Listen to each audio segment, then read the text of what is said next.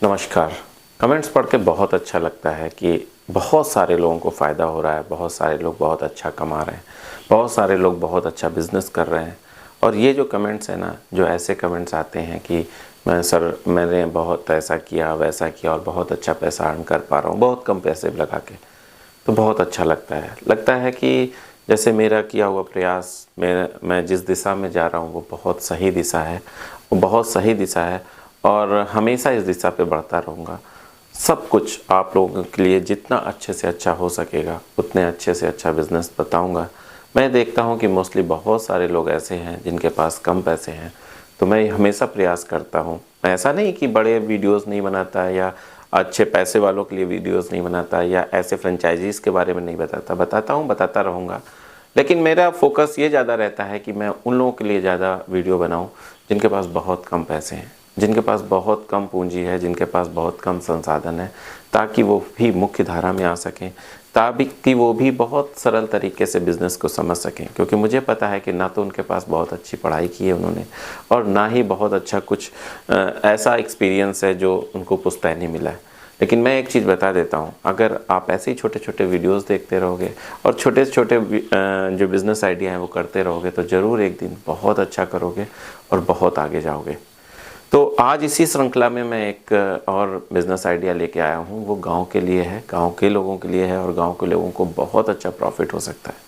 बस कारण ये है, या इस बिज़नेस आइडिया में एक रिस्ट्रिक्शंस ये हैं, जो गांव के लोग हैं वही कर सकते हैं, यानी जो डीप गांव के लोग हैं वो ज़्यादा अच्छा कर सकते हैं। बहुत सारे लोग कहते थे सर हम बहुत बहुत किनारे गांव में रहते हैं, बहुत अंदर गांवों में रहते हैं, बहुत भारत के बहुत डीप पोर्शन में रहते हैं, मेरे लिए भी कुछ कीजिए, मेरे लिए भी कुछ वीडियो बनाइए। तो मैं उन्हीं लोगों के लिए आज ये वीडियो लेके आया हूँ जो शहरों में रहते हैं या जो बाहर गाँवों में रहते हैं, जो अच्छे कस्बों में रहते हैं, उनके लिए वीडियो नहीं है।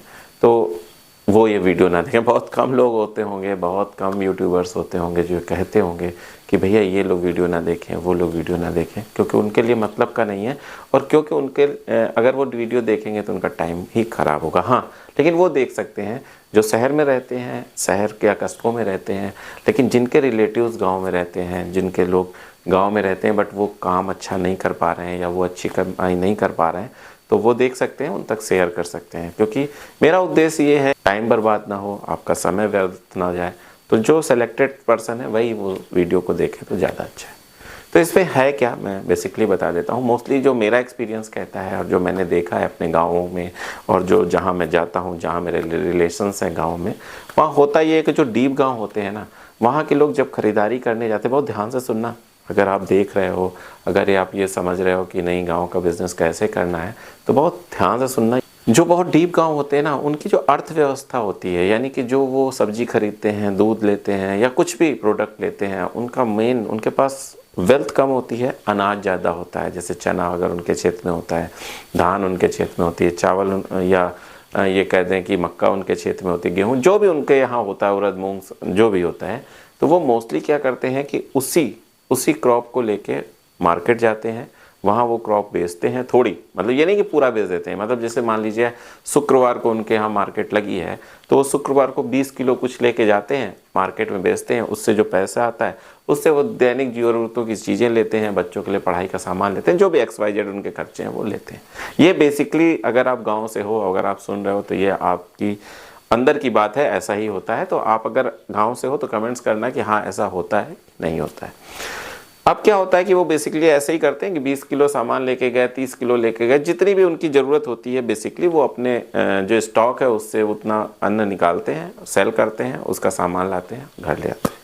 ये हर गांव की कहानी है जो डीप में है। तो उसी से रिलेटेड बिजनेस क्या हो सकता है कि आप अपने गांव के आसपास जहां आपकी मार्केट है, जैसे आप लोग जाते हैं, बेचते हैं और सामान लेते हैं, उस मार्केट के रास्ते में, मोस्टली उस रास्ते में जहां से वो लोग जा रहे हैं, बहुत ध्यान से सुनो, एक एक चीज़ बहुत इंपॉर्टेंट है। अगर वो चीज़ नहीं आपने फॉलो की तो कमा नहीं पाओगे, लेकिन अगर आपने फॉलो की तो बहुत अच्छा कमा लोगे। तो वहां पे लोग कांटा लगा देते हैं। कांटा लगाने का मतलब ये होता है कि कांटे का मतलब कोई उलझने वाला कांटा नहीं, कांटे का मतलब होता है तराजू, जिसको हम स्केल बोलते हैं इंग्लिश में।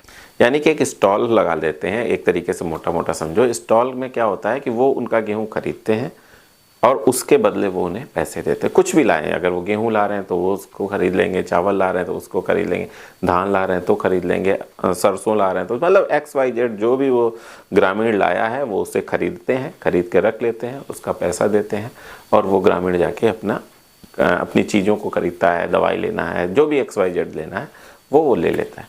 तो आपके लिए करना ये है कि आपने गाँव के ही बाहर एक अपना स्टॉल लगा लेना है जहाँ पे आप गेहूं, चावल, दाल सब खरीदोगे और ख़रीदने के बाद उनको तुरंत पेमेंट हो जाता है। और ये जो आपके पास स्टॉक हो जाता है, मान लीजिए हफ्ते, 2 हफ्ते, 5 हफ्ते या 15-20 दिन, 30 दिन के बाद आपके पास एक स्टॉक हो जाएगा और वो जाके आप शहर में बेचते हो। मोस्टली बहुत सारे लोग ये करते हैं और बहुत अच्छा पैसा कमाते हैं। बहुत ध्यान समझो, इससे में ऐसा नहीं कि पैसा कम है, बहुत अच्छा पैसा कमाते। क्यों?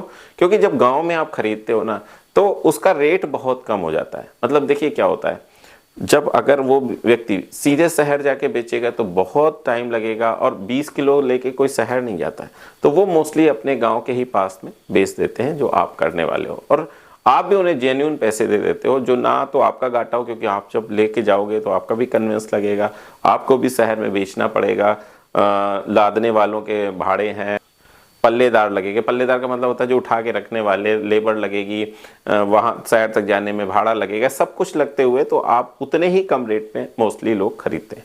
इसके बाद ये एक बहुत ही आमदनी वाला बिजनेस है जब आपके पास स्टॉक हो जाता है। और दूसरी चीज़ ये हो जाती है कि जब आपके पास स्टॉक हो जाता है तो आप जैसे मान लीजिए आज, क्योंकि देखिए एक चीज़ और समझ लीजिए, जब गांव वाले बेचते हैं या गांव के लोग आके बेचते हैं तो उस समय उस चीज़ का सीजन चल रहा होता है, मोस्टली यही होता है। जैसे गेहूं के समय में गेहूं बेचेंगे, क्योंकि उस समय उनके पास गेहूं है, उन्होंने बेचा और सामान खरीदा और फिर चलेगा। और ये नहीं, एक चीज़ याद रखो, ये पूरे गेहूं की बात, जब ग्रामीण अपना पूरा गेहूं बेचता है तो सीधे मार्केट ले जाता है, ठीक है।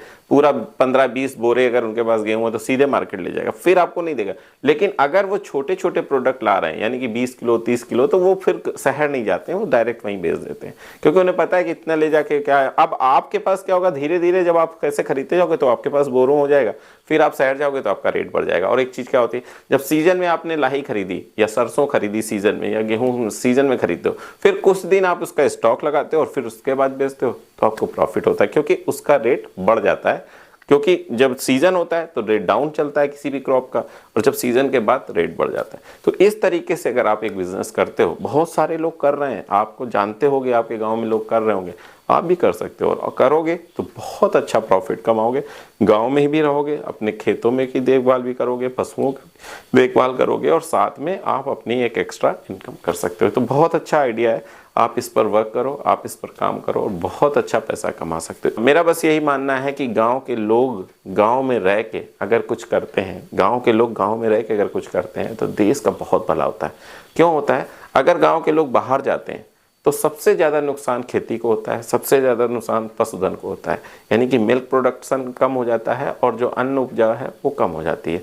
तो वो ज़रूर काम करते हैं, 4-5-10 हज़ार रुपये पाते हैं, लेकिन इधर भारत का बहुत बड़ा नुकसान होता है, देश का बहुत बड़ा।